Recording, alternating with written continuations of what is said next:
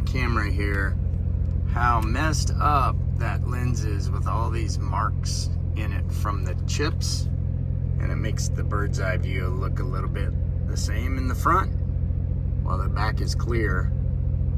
And that's what we're going to fix. Hey guys, what is up? It's Biff, and we're back in the Fearless Mods garage working on the Porsche 992 GTS.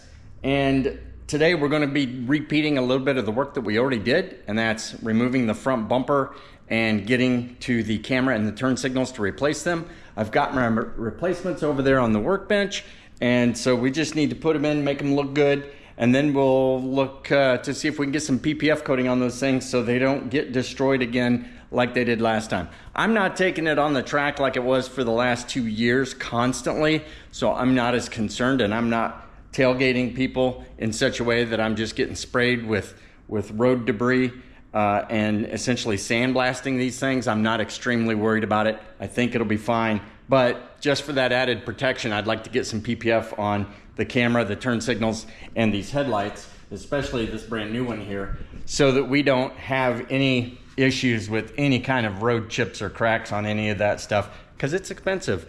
We learned a few things the last time around, and we're going to implement that this time. So if you watched the last one, go ahead and watch this one as well. It might help you cut a couple corners and learn a couple tricks that will save you time that we had to use the first time around, but we're gonna save that time in this one. If you wanna see how to do it on your Porsche 992, stay tuned.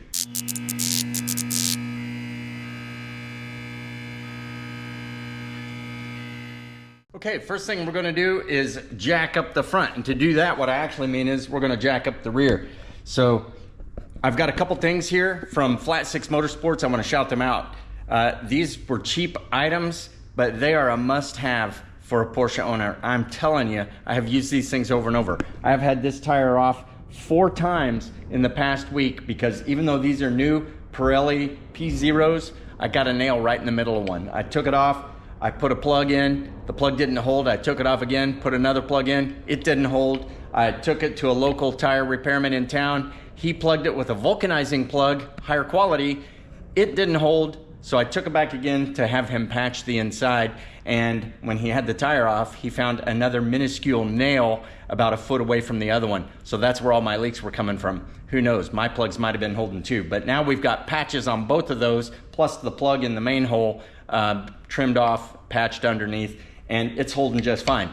But that's 4 times I've had this off, and I've used these every time, and I'm here to tell you, a puck for the back jack point, and this rod right here to save your carbon ceramic rotors when you're sliding the wheel off. Essential, super cheap, super easy to use. You gotta have them.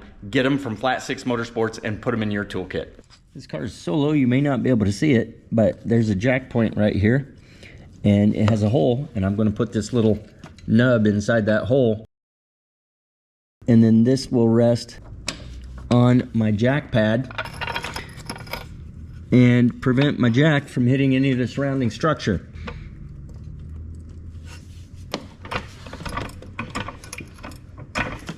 Before I jack that up, I'm just going to go ahead and crack the front lugs loose because we are going to be pulling the front fender liner out. Now that we got it high enough, we'll just throw this jack right under the jack pad up front. Lift that down and make sure it settles right into there.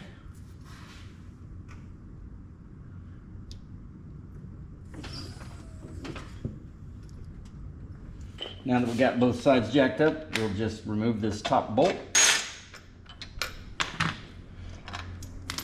Take our Flat 6 Motorsports extending rod here and just thread it in. On the fronts, we can go ahead and adjust to make sure it's right at the top. The back, the rears, you may not be able to adjust it quite that much, but just get the one that's closest and get it as high as you can. And that way, when we slide it off now, it'll just slide right out on that rod and not drop down and chip our expensive carbon ceramic rotor. Now that we got the wheels off, the next thing we want to do is go ahead and remove the plastics in here so we can get to the bolts to the bumper cover. Just lift that and pull it towards you.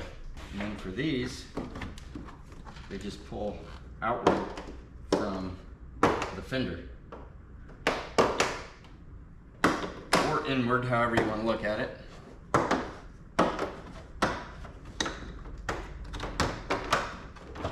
And then you slide it back slightly and these just pop right out. And lastly, we have the front piece here. Which just pops out of the clips. And you just got to clear your latch. And that's off. Now we have access to these T30 bolts. 3 of those guys. When I was taking this off previously, I was looking for clips here that should have been really easily accessible and couldn't find them. And that's not because they don't exist on the 992.1, it's because they don't exist on my 992.1. They would go right here on this long triangular piece and they would just slide down over it, and you would use a pick to pull that straight out and then remove it. Mine doesn't have that on either side, and my suspicion is that's because this was a track car and this was probably removed so many times that they just got tired of putting them on and off. So it's very solid and firm on here without them. So not going to say that they were unnecessary, but doesn't seem like mine needs them. So now that we got the wheels off and the top part off, we're going to go ahead and start removing these T20 screws out of the front fender liner.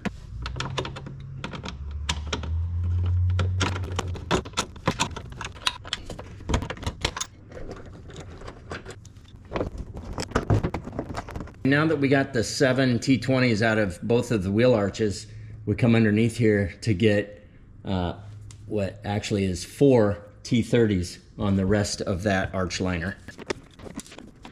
There you go. So 11 screws out of the wheel liner. Now this guy's ready to take out. But while we're under here, we're going to go ahead and get the last 3 T30s on the bottom side for the front bumper cover.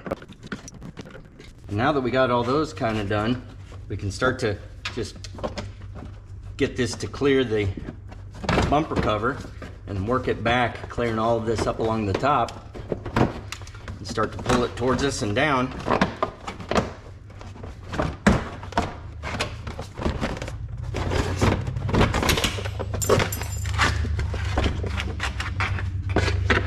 And we're clear. We lost 1 clip, but we'll stick it back on here. And that's the arch liner out. Okay, now that we got the wheel liners out, make sure your hands are not super slick, but you're just gonna push on the face of this marker light and push it backwards. You can see right here how I'm pushing it back a little bit. Once I push it back, I'm gonna push in right there with the backward pressure, rotate it a little, and just pull it right out. There's that spring I was pushing against right there to compress, to disengage the front tab.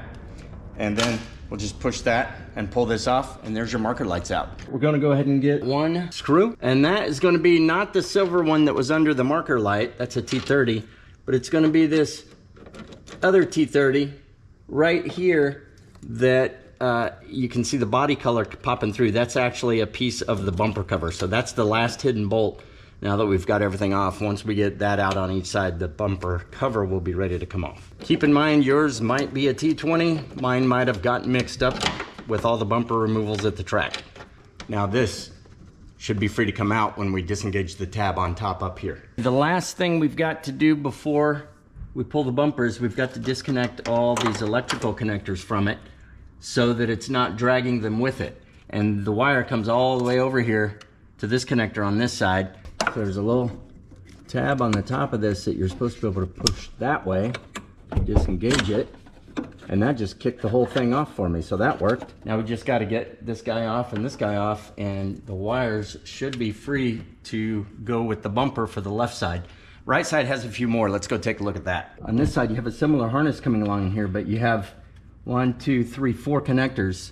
You have camera type connectors. Push that and pull that out. Do the same thing on the blue one. Push that tab up, pull that out. This one should be like the other side. We'll see if we can pull that tab there. That came right out. Let's see if this one does the same thing. There's the red tab. That one's a little more noticeable. And then that comes out. So we've got all 4 wires there. We just, once again, just got to undo these connectors here that are popping it into the body, and they'll be able to remove with the bumper cover.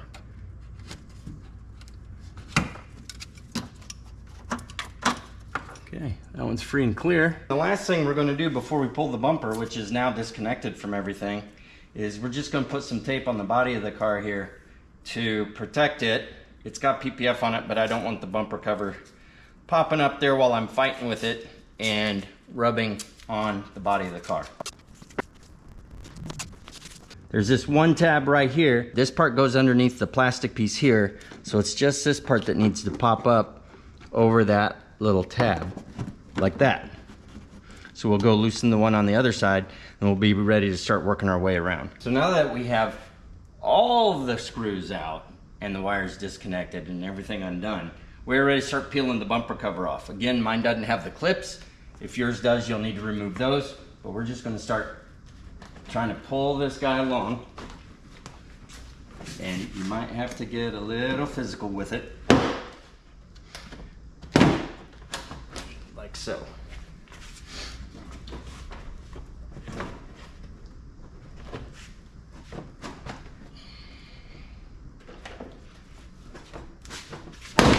There we go. Turn our way around. And there we go, bumper cover off. Voila. Okay guys, if you have made it this far, that is the bumper removal for the 992.1 Carrera GTS, probably any Carrera or any 991. But now that the bumper's off, you can jump ahead to whichever chapter you need, because I am going to replace the camera in the nose of the bumper, and I'm also going to replace the turn signals before we put it all back on.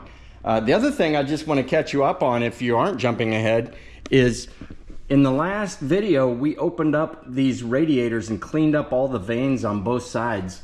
And I gotta tell you, this thing is locked in to 194 degrees Fahrenheit, period, dot. Not above, not below. It gets there, it holds there in 90, 95 degree weather, 80 degree weather. It's perfect. And I also gotta tell you, I believe that's about 10 degrees cooler than what it was previous to that when this was all blocked off. So even though the entire radiator wasn't blocked off, a huge section of it was, and cleaning that up and opening those veins allowed us to get 10 degrees cooler on our water cooling so that we could keep this car performing to its peak performance. Okay, welcome to the camera replacement.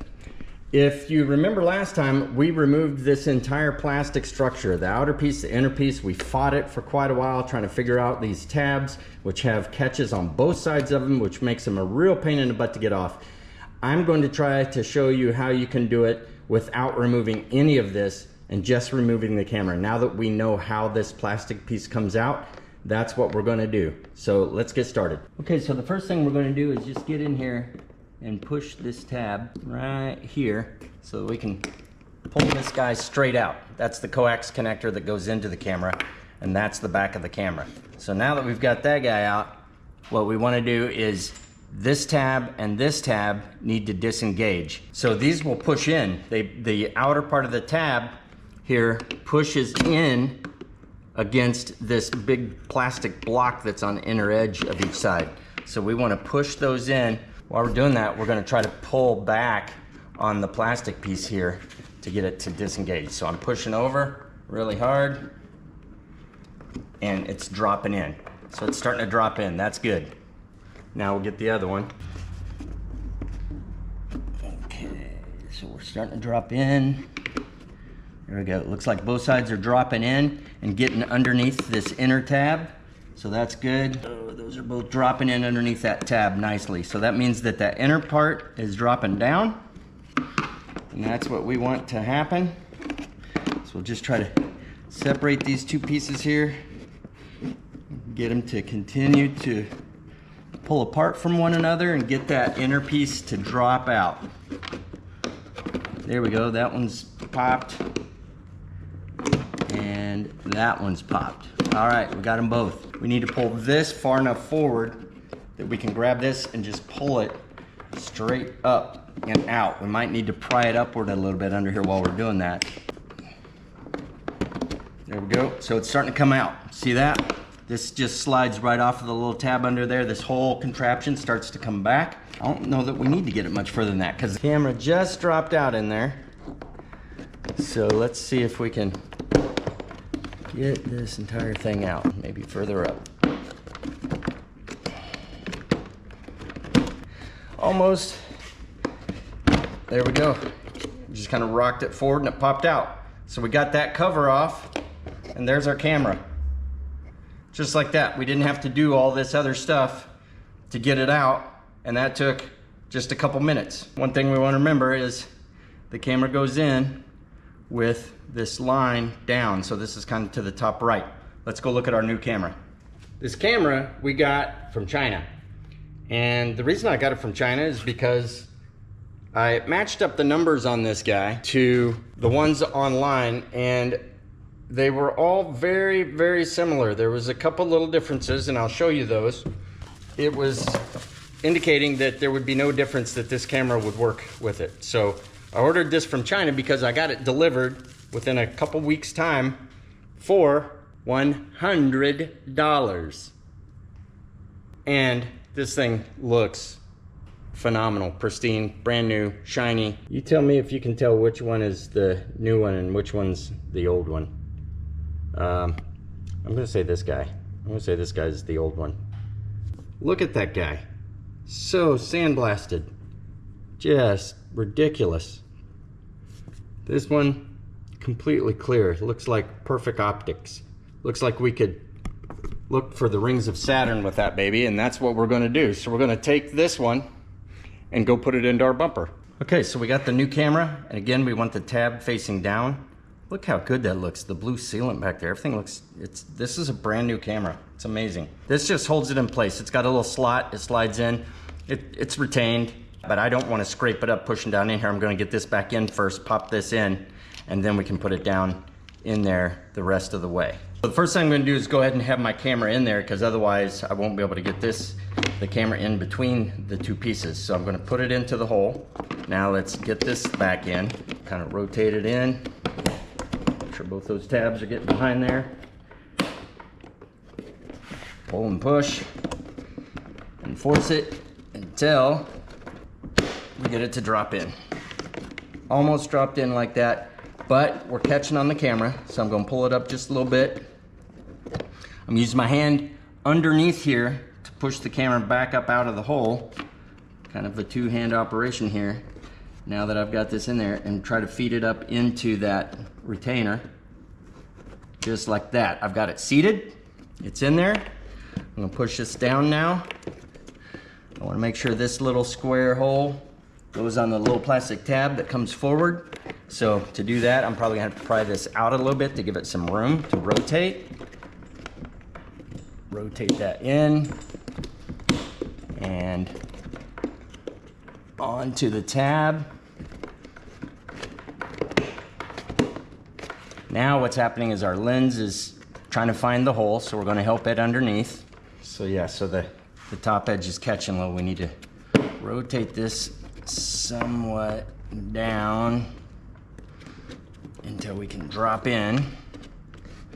It's starting to get on those tabs, and we're right here on this tab, so let's see if we can just push it down over these now. Those are both engaged. You heard them pop. This is down. Everything seems seated and popped into place. I'll just make sure these are out and engaged. A little push down here. One more look underneath, and it looks good. All we gotta do is pop this back on, and the camera is replaced.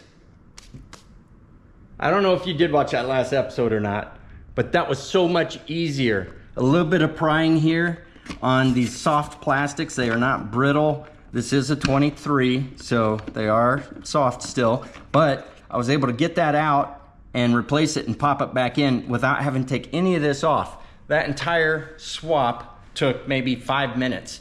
And now I'm going to have crystal clear view out that front camera. So let's go ahead and move on to the turn signals, because if you jump to that chapter, I want to show you how to replace them. Whether you're replacing your turn signals / DRLs with OEM replacements like I am, or you're putting aftermarket turn signals in here that can give you different colors and do different cool things, this is a very simple process, and it goes like this. First, we're going to start with these 4 T30 bolts down the back of the turn signal. Now, this retainer that goes along the backbone comes around and goes through this center rib of your radiator inlet right here. So there's one more bolt up on the top of it, and one here at the bottom, or the inboard one. And that much allows us to start peeling this off. There are tabs and clips here. You can see these tabs that peel over like this. So we're just going to start trying to pull this up and get it out of those tabs like that. Start working it up. And then as we come around this inner edge, you've got tabs in here on that center grill structure that you're just going to want to get a thumbnail in and pop it like that. There's 1, 2, and 3 of those. And if you've got all those out, this should just move out of the way like this. It's still got a parking sensor going through it, so I'm just going to leave that attached because I can do this without pulling that off. Now, the last 2 bolts we have are truly the only ones that are holding the turn signal in, and it's these 2 here and here. And then all you got to do is remove this connector here, give it a squeeze there, and pull it up, and your turn signal pops right out. Let's go take a look at this compared to our new one. Now, before I completely take this out of the wrapper, I just want to let you know, these were not bought from China. These are Porsche OEM signals that I bought from the dealership at a little bit of a discount, but I still am about $1,100 in for the pair of these. So these are a little pricier, but the ones I was looking at online were in Ukraine and Russia and things like that, and they were wanting about $400-ish, $450 per light anyway, and they said it was new, but in order to do that and wait a couple weeks for it to get here, and not knowing if I was truly operating with somebody that was reputable, it was worth it to me to spend the extra $100 per light to go ahead and go to Porsche and make sure I was getting what I needed, and I got them the next day. So for these, again, let's see if you can tell which one's old and which one's new. And I'm not just talking about the dirtiness, I'm talking about the pitting and rock chipping and hairline cracking that is going on in the plastic on this one versus the pristine nature of this brand new clean one. I might have an inside scoop, but I'm gonna say this is the old one and this is the new one. Let's put it in the bumper. Okay, so one thing about putting in this new one here is these screw holes, you are creating new threads. They don't exist, so just expect the screws to go in a little bit tighter. The other ones that are pre-existing on the bumper already have their threads, but we're just gonna set this guy back down in there. As simple as that. And put our 2 screws in that actually hold it in place. Because the bumper is sagging a little bit, I'm just gonna give it a little upward pressure underneath here to help it go where it's supposed to go. Snug them down. I don't like to use power tools on these screws that go into plastic because I don't want to strip out the plastic, or even into the little metal clips when we took off everything for the bumper to remove it, because I don't want to pop a thread through one of those clips. They pretty much engage on one thread. Okay, so that's in. We can go ahead and plug this guy in. You don't really get a click on those. Now we'll slide this over, and it's just gonna set down in there like so, and we'll just pop it down into those 3 clips there. Make sure that we push it down and engage on both of these clips. They both popped at the same time. Now we're ready to put these screws in. Here we are threading our new hole, so we just want to make sure we have it going straight, even though it appears to be at an angle. The head is coming down flush with the surround bracket that holds it, so snug that guy down. Same for this. And then we have the other 3 pre-existing holes. And just like that, we've replaced that light. Just go around and make sure that all these tabs are seated still. And there we go. This turn signal is done. We'll do the other one, and that'll be camera and turn signals and bumper ready to go back on. Got the bumper, we still have our tape in place so that we won't damage any of the paint on the body of the car. Our electrical connectors are dropping straight down so that they will clear and be out of the way. We might have to fish them out from around some of this stuff after we put it up in there. Let me just show you real quick. So this is the tab, outboard and outboard of the inner fender here where that clip would slide on. But we don't have the clips. Anyway, we're just gonna get these up into here. All of these will go up over this lip right here. This is holding us here for now. All these need to be above that until we get up in here and get clipped into place. So we're just gonna work it up in there slowly and carefully. Little left and right action. Starting to line up good. That one's clearing and going in. So we're getting close there because this is going to go through the middle of this tab here.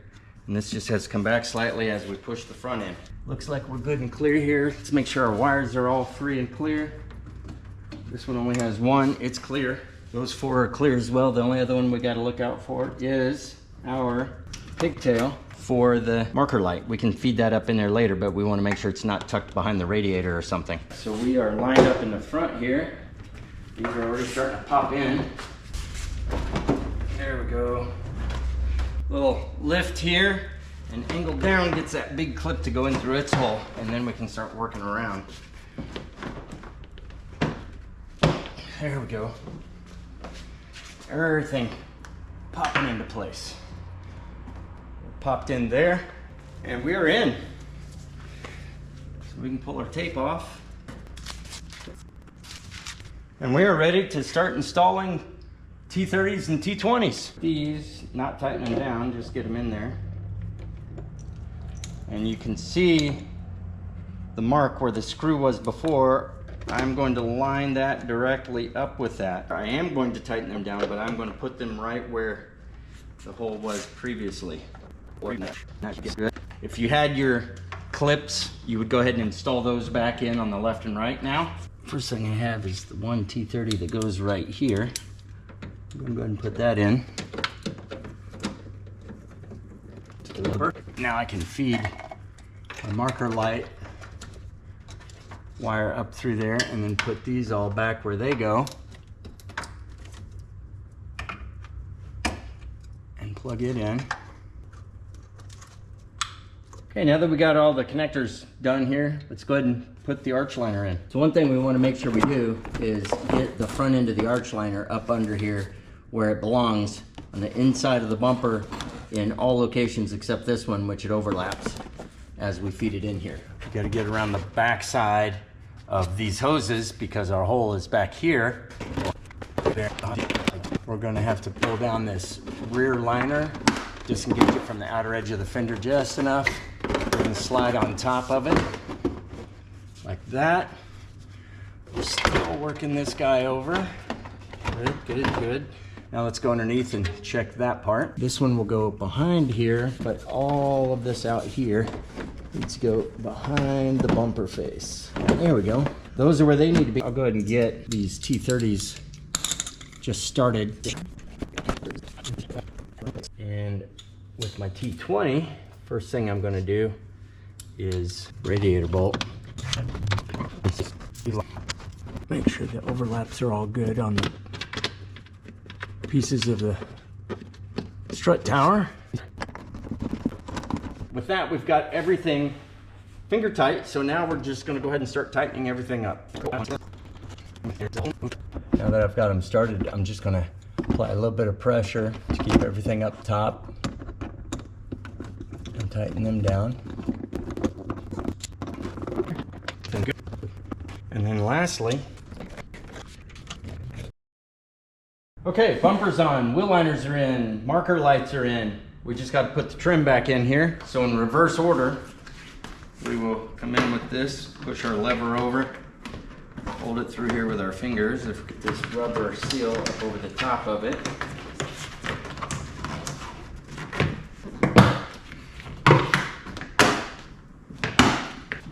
Oh.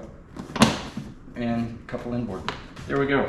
Next with our side skirts. So you got this little hook that goes on this little raised rivet right here.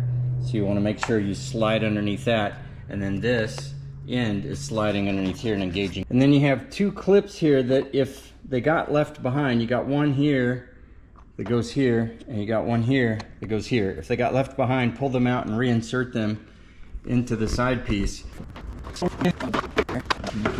There we go. So we're slid forward. Now we get our rubber seal on top of there. So we're good there. Pop it in. Make sure this one's where it should be. Pop it in. So those two are popped in. This is engaged. Now we can start popping in the sides. Last piece. This one also has some clips because they should go here and here. We will slide this forward until it catches under there like that. Slide it back there. Set it down in there. Get the rubber on top. And then there. And pop there. Okay, the seal is good all the way around. Sides are all popped in. We will shut the hood, make sure everything still lines up.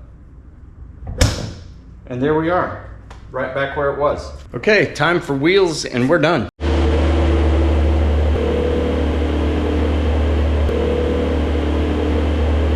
Oh, that is so much cleaner. There is nothing there. It looks beautiful. My bird's eye looks better. This looks better. We're gonna call that a success. It only took probably about, call it 4 hours, but that was with filming. That takes a lot more time to do it when filming. So I'd say that with the lessons we learned, that going in and just taking off the bumper and doing the camera, or going in and just taking off the bumper and doing your turn signals, is probably about a 3 to 4 hour job for somebody that's never done that or tackled this before on their car. But it's definitely doable, and you can do it yourself. And that's why you came to Fearless Mods. So I hope you enjoyed this content. There will probably be 2 or 3 different segments and videos out of this. But again, thanks for coming to the channel. Thanks for watching. If you like the red car content, please keep coming back. Like and subscribe, and we'll catch you again real soon. Take care.